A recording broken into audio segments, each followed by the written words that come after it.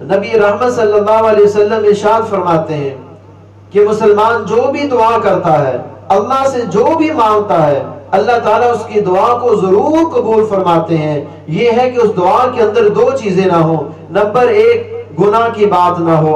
Number दो, कता रहमी की बात ना हो। अल्लाह ताला तीन चीजों में से कोई एक उसको जरूर अता फरमा देते हैं। नंबर एक, जो मांगा है बस औकात अल्लाह ताला वही अता फरमा देते हैं। नंबर दो, जो मांगा है वो अगर नहीं मिला, अल्लाह ताला दुआ को ज़ख़ीरे आखिरत बना देते हैं। अगर दुआ को ज़ख़ीरे आखिरत भी ना बनाया और जो मांगा है वो भी ना मिला, तो अल्लाह ताला बस औकात इंसान के ऊपर आने वाली परेशानी को, इंसान के ऊपर आने वाली मुसीबत को, इंसान के ऊपर आने वाली बुराई को उस दुआ की वजह से हटा देते हैं। अल्लाह ताला हमें ज्यादा से ज्यादा अपने से मांगने की तौफीक अता फरमाए।